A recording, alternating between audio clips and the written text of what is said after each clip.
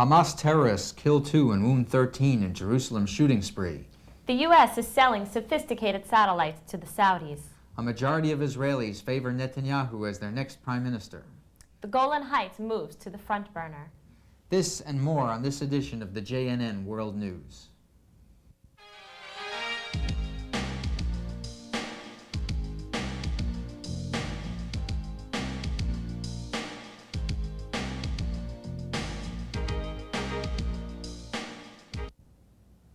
I'm Howard Barbanel. And I'm Caroline Greenberg, and here's what's going on. 2 Hamas terrorists brazenly walked down Jerusalem's Yoel Solomon Street late Sunday night, October 9th, carrying Soviet-made assault rifles and hand grenades, determinedly firing into the dense crowd of mostly young people and tourists, enjoying the many sidewalk cafes and restaurants in the area. The terrorists killed 2 Israelis and wounded another 13, some seriously, before being killed themselves by Israeli police. Bullets were flying everywhere as the dead and wounded laid sprawled in the streets. The attack coincided with Secretary of State Warren Christopher's visit to Jerusalem. Our being here brings home to us the terror in which the people of Israel have to live day after day. And I just want to tell you on behalf of President Clinton and myself, we are determined that they shall not succeed in killing the peace. Witnesses to the carnage expressed shock and relief that more people were not killed. The incident underscores the PLO's failure to contain terror. Thousands of terrorists have been released from Israeli jails in recent months as part of the Rabin-Arafat Accords, and the PLO has thousands of armed troops comprising their police force. The PLO's Soviet arms can easily be obtained by Hamas members for actions such as this. The latest attack brings the Jewish death toll to 63 since the signing of the Israel-PLO deal to end terrorism. Howard caught up with Jerusalem Mayor Ehud Olmert in New York, and here's what the mayor had to say. We're here at the offices of the American Sephardi Federation in New York, where Jerusalem Mayor Ehud Olmert came to address a crowd of Sephardic leaders. Mayor Olmert is traveling around North America and to drum up support for Jerusalem, and we have this opportunity to chat with him very briefly. Mayor Olmert, thank you for taking the time to join us tonight. First off, I'd like to ask you, the Palestinian Authority has set up shop at the Orient House in the eastern part of the city, and I read an article in the Jerusalem Post saying that the Palestinian secret security services are running around Jerusalem as well. This whole context of Palestinian activity in Jerusalem, is this something that needs to be addressed, and what is being done about that? Well, definitely this is a violation of the agreement between Israel and the PLO. Whether I like this agreement or not is a different question, but this is the agreement, and the minimum that we need to demand is that it will be observed by the other side. They have no authority to have any independent actions, security or otherwise, in the east side of Jerusalem, and I think we must see to it that they will stop it right away. And I have noticed this to the government a few times. We are considering now exactly what kind of actions we can take, but I think it's incumbent upon the government to take actions that will stop any independent activities of the PLO that threatens the integrity and the unity of the city. We understand that the issue of Jerusalem has been put on the negotiating agenda for the next 2 years between Israel and the PLO. What is your feelings about this, and what do you think the reaction should be about it? Well, again, I say there are certain things that the government decided, which is a fait accompli now, and whether I like it or not is a different question. I happen, of course, to think that this was a dramatic mistake on behalf of the government in the first place to agree to even discuss the issue of Jerusalem. But now that it has been agreed upon, I think it's in the interest of Israel that these discussions will start immediately rather than being postponed for another 2 years, because I think that by allowing the time to pass, we also allow them to create facts which might become irreversible with regard to the future status of Jerusalem, and it's in our interest to make sure that it's not the case. Some people say that there is a danger that if we will start now discussing the issue of Jerusalem, it will jeopardize the entire process. And I say this is precisely the reason why we have to discuss it now, because what will be then, 2 years from now, when everything else will be relinquished, when all the territories will be more or less controlled by the Palestinians, then we will be in a better better position to argue about Jerusalem than we have now? Why is Jerusalem such an important issue for the Jewish people? Why are Jews so fixated on the subject? I don't think Jews are fixated on the subject. I think Jerusalem is the heart of Jewish existence. It has been so in the last 3,000 years since King David proclaimed Jerusalem to be the capital of the Jewish people. Every year, every single year for thousands of years, Jews are praying for next year in Jerusalem. Jerusalem has been the symbol. Jerusalem has been the focus of all the hopes, of all the pains, of all the difficulties, of all the sorrow of Jewish existence, of all the joy in the belief of a great Jewish future. For Jewish people, Jerusalem is the symbol of existence. And therefore, we are so emotionally attached to Jerusalem. It's not a fixation, it's love. It's deep love, it's deep commitment, it's deep loyalty.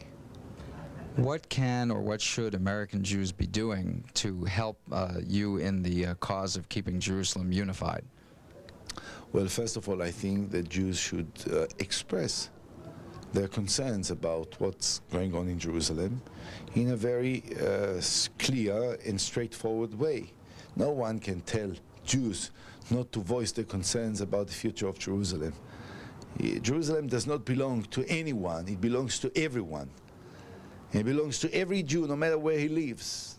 In every Jewish heart there is a piece of Jerusalem. And that must be very clear and must be expressed in a very strong way. And I think the more Jews will come to Jerusalem, the better it is. I think we have to make a movement of millions of Jews visiting Jerusalem, strengthening the city and expressing the deep loyalty to the United City as the capital, the eternal capital of the Jewish people in the State of Israel. Mayor Olmert, thank you for joining us tonight, and we wish you success in your endeavors. Thank you very much. The PLO has yet to rescind its charter calling for Israel's destruction and has come up woefully short in observing its commitments made under the agreements with Israel. This according to a study by AIPAC. Arafat was quoted by Reuters on September 8th as saying he will not disarm Hamas, the consequences of which were seen in Jerusalem last week. Additionally, PLO leaders in Arabic have been saying provocative things. Arafat on August 10th stated that I will never give my hand to the annulment of one paragraph of the Palestinian National Charter. On August 1st, he said in Gaza, quote, that Jerusalem was and will remain the capital of Palestine. All of it is Palestinian, and in the future it will be the capital of Palestine. The Israeli government has been allowing PLO leaders to address Israeli Arabs and travel through Israel. PLO leader Rashid Abu Shabek, speaking in the Negev Arab village of Lakia, recently asserted that the light which has shone over Gaza and Jericho will also reach the Negev and Galilee. Saddam Hussein and Iraq are back to their old tricks, massing some 60,000 troops of his elite Republican Guard close to the Kuwaiti border. Hussein's actions were met with a counter buildup of American forces, ground, air, and sea. Iraq wants UN sanctions lifted and has been threatening violence. The U.S. has made it clear it would not tolerate any belligerence against Kuwait. For Israelis, the memories of Gulf War scuds, gas masks, and shattered buildings are vivid. Israel has pledged retaliation for any hostile Iraqi actions. The Israeli government has given a geological map of the Sinai Peninsula made during Israel's control of the territory to Egypt. It shows the Egyptians where the uranium deposits are in the Sinai. The Egyptians have been mining the uranium with the Saudis for the past year. In a more startling move, published reports reveal that Israel has been selling cryogenic triggers, which make nuclear explosions possible, to Egypt and Oman. This may explain recent good relations between Israel and Oman. Without nuclear triggers, processed uranium cannot be detonated. Here, courtesy of the Defense Department, are examples of low to moderate powered atomic blasts. 5, 4, 3, 2, 1, fire.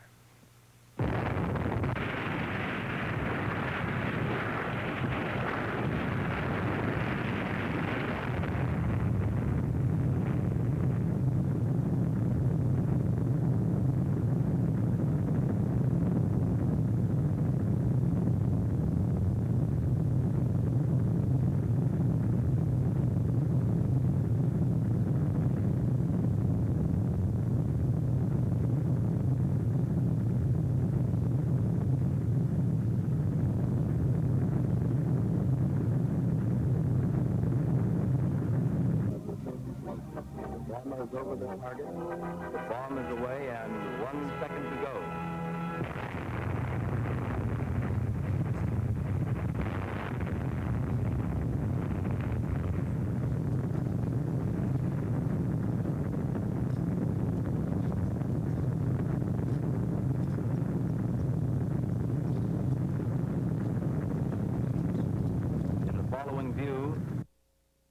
The triggers are manufactured by the Raytheon Corporation of Massachusetts. A lawsuit is pending in Israel's Supreme Court to block the sales, and there are questions arising as to whether Israel is transferring American technology illegally. In what will mean profound security consequences for Israel, the Clinton administration plans to sell America's most sophisticated spy satellite technology to Saudi Arabia. The system, called Eyeglass, can produce clear photographs of objects as small as 3 feet from a position hundreds of miles up in space. The Saudis say they need the satellite for geological research, but the technology would render Israel's entire defense naked. What do American Jews think about the peace process? The American Jewish Committee conducted a poll in August of 1,000 Jews across the country. Here's what they found. While most favor the peace process as such and are in favor of peace, American Jews are mightily distrustful of the Arabs. For example, only 33% believe Syria is interested in lasting peace. Only 18% consider the PLO a reliable bargaining partner. 65% feel the PLO can't be trusted to honor its commitments and refrain from terror, and 53% agree the PLO is determined to destroy Israel. Only 32% favor compromising Jerusalem's status as a united city under Israeli sovereignty, and a scant 7% favor withdrawing from most or all of the Golan Heights. New Israeli public opinion poll conducted by the respected Dr. Mina Zemach of the DeHaf organization reveals that if elections were held now, the Likud's Benjamin Netanyahu would beat Labor's Yitzhak Rabin by 2%. Gallup polls show the two polling dead even. On overall Knesset elections, the Likud and its allies would receive 41%, and Labor and its allies 36%. The poll has a margin of error of plus or minus 3%. The Golan Heights moved this month to the forefront as Israel's most hotly contested issue. The Rabin government is looking to withdraw, and the majority of Israelis, over 2/3 of the country, are opposed. Leading the way were more than a dozen hunger strikers, who for 3 weeks camped out at the ruins of Gamla, the ancient Jewish fortress that fell to Rome 2,000 years ago. The strikers were visited by 250,000 Israeli sympathizers. Standing with the hunger strikers was Labor member of Knesset General Avigdor Kahalani, seen here second from right, next to Katzrin Mayor Sami Bar-Lev. Kahalani commanded forces that rescued the Golan from Syria in 1973's Yom Kippur War, and he threatens to vote against a Golan pullout. Kahalani, visiting the Golan recently, had this to say about the region's strategic importance. When you're on top of the ridge, you can see everything that's going on in the heights, all the maneuvers, all the moves. Today we're situated in such a way so that we can also place 10 tanks here and stop 50 Syrian tanks. If we move 5 kilometers back, we'll need 50 tanks of ours to stop 50 Syrian tanks. Our army will have to station a lot more tanks and men. Ever since the Gulf War, there's been the feeling that topography is no longer important. I'd just like to say that even during the Gulf War, it took the Americans 40 days to start bombing. Nothing happened until they started bombing. And then the war was over in 3 days. In other words, any war with Scud missiles does not threaten Israel's existence.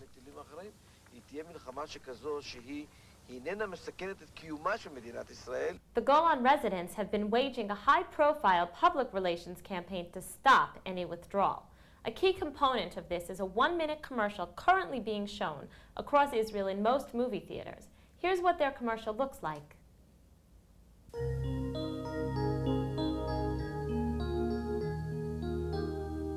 לא די לשאת מילים על רמת הגולן. יש לממש אותם בבנייה, בתעסוקה. לא יעלה על הדעת שגם בשלום נרד מרמת הגולן. מי שיעלה על הדעת לרדת מרמת הגולן יפקיר את ביטחון ישראל. אנא, כולנו יחד, בואו נשקיע כאן. כך בלבד נממש את מחויבותנו לרמת הגולן. ולכם המתיישבים, אתם העושים את רמת הגולן למה שהיא. כל הכבוד לכם.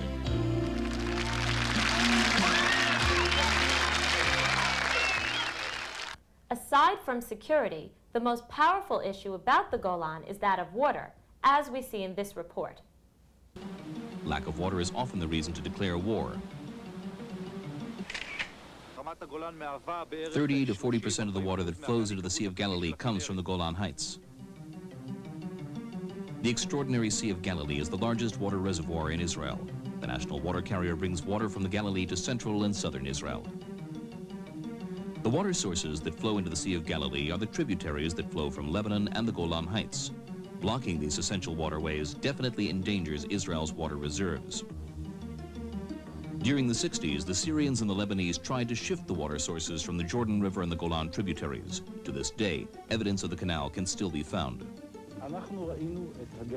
We saw the Galilee and then Israel drying up. We were the first ones to suffer from their plans. We'll be the ones to see the country drying up. Some of the winter floodwater is collected in the Golan Heights for local agriculture. The battle over the water will not be forgotten. Israel's water sources are not in the southern part of Israel. Everyone knows they're in the Golan Heights in Lebanon. That's why if the Syrians control Lebanon and the Golan Heights, they might as well control the country's main water valve, no doubt about it.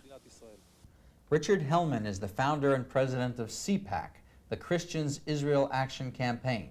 He visited our studios recently and was asked why American Christians care about the Golan Heights and why, in his view, Israel should retain the Golan, and why U.S. troops on the Golan are a bad idea.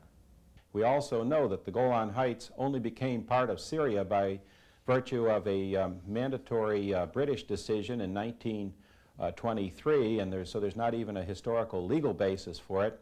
Beyond that, we know that the Golan Heights are tremendously important to Israel's survival, both in terms of strategic territory for military defense and also because it's a great source of water. About a third of Israel's water flows down from the Golan Heights into the Kinneret, into the Sea of Galilee, and from there is dispersed throughout the country.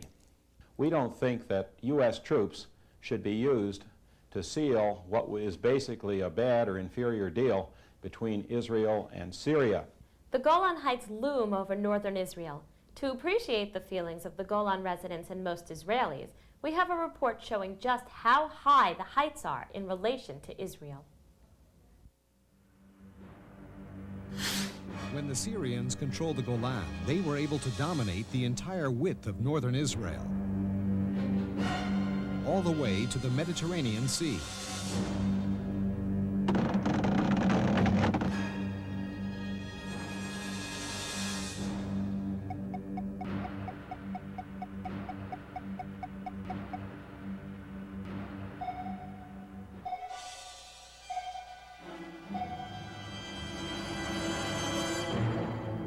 This is the strategic advantage offered by the Golan Heights. Northern Israel, dominated by the Golan, includes the Hula and Jordan valleys, Israel's breadbasket, only a few hundred yards from former Syrian positions.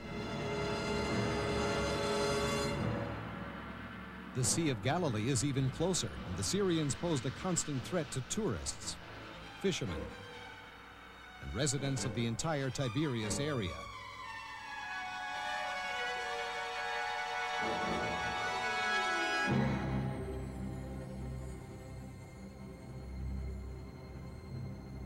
From the heights of the northern Golan, the Syrians were able to fire at will on kibbutzim and moshavim in the Galilee, as well as on thousands of civilians living in such northern towns as Tzfat and Kiryat Shmona. They were within range of vital industrial centers. The Syrians also posed a constant threat to more distant regions, including the city of Haifa, which boasts Israel's largest seaport and industrial area. Yitzhak Shamir served as Israel's prime minister, foreign minister, speaker of the Knesset, leader in the Mossad, Israel's intelligence service, and was head of the pre-state underground freedom fighters for Israel. He recounts these experiences in his new autobiography, Summing Up, just out in bookstores now. Shamir made a promotional stop for the book at Manhattan's 92nd Street Y, where he spoke to a large group who eagerly lined up to buy copies of the book and waited patiently to have 2, 3, or more copies of the book autographed by Mr. Shamir. The Prime Minister made time for JNN, and Howard had a chance to chat with him. What was your prime motivation for writing your autobiography, and how was it received? Well, the main motivation was to explain the policy of the Likud and to explain all these mistakes of the recent government and to convince our people that they have to change the government. In the book, you freely relate your feelings and emotions on issues both private and public, starting from your childhood right through your period in government, including your visit to Dachau. Was it easy for you to speak about your feelings in this way, in writing like that? It was not easy, but I found it necessary and vital, and therefore I did it. Do you think that if you had shown more of your emotions and feelings in public during 1992, as you showed in your book, might have had an impact on the election? You can never know. But, when you are speaking on elections, I don't think there is room for too many emotions and feelings. You have to be more reasonable. In your book, you assert that Shimon Peres is impossible to work with, and that he's not to be totally relied upon, and that his objection to the settlements beyond the 1967 borders amount to hatred. Do you see Shimon Peres as being the main horse that's driving the wagon of this government? And do you think Mr. Rabin shares Mr. Peres's views on this subject? He's one of the main horses, and Rabin is also one of them. But I think that from the ideological point of view, Peres is the main player. Do you believe that Yitzhak Rabin will withdraw from the Golan Heights, and do you think there's anything that can be done to stop this effort? I think that he has such plans, and what we could do to stop it is to influence the public opinion, to increase the protests against this policy until the elections. And of course, I hope that we will win the elections, and then this withdrawal from the Golan will not happen. Watching the actions of the current government must be somewhat frustrating for you. How do you feel about the policies that the government is pursuing?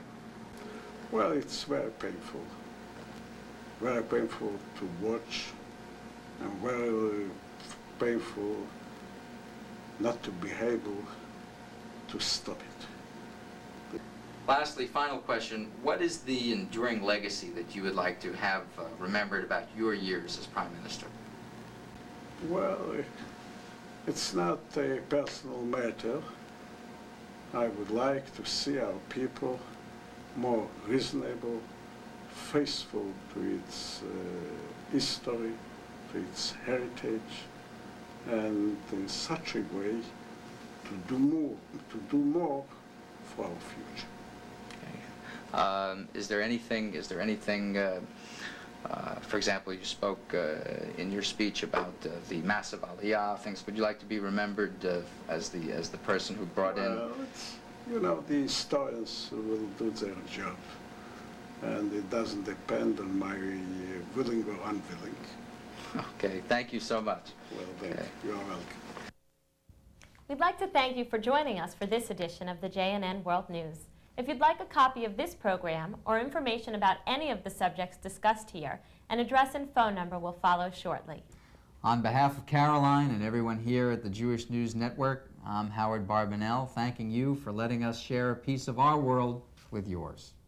Good night, and see you here next time. Bye-bye.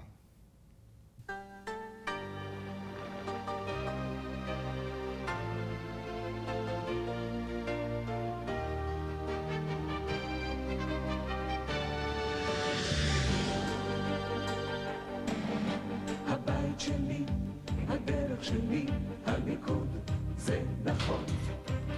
העתיד שלי, הביטחון שלי, הליכוד זה נכון. בדרך שלנו נביא השלום, בנייה עלייה, הגשמת החלום. כולנו היחד, כל אחד לחוד, יודעים שזה נכון.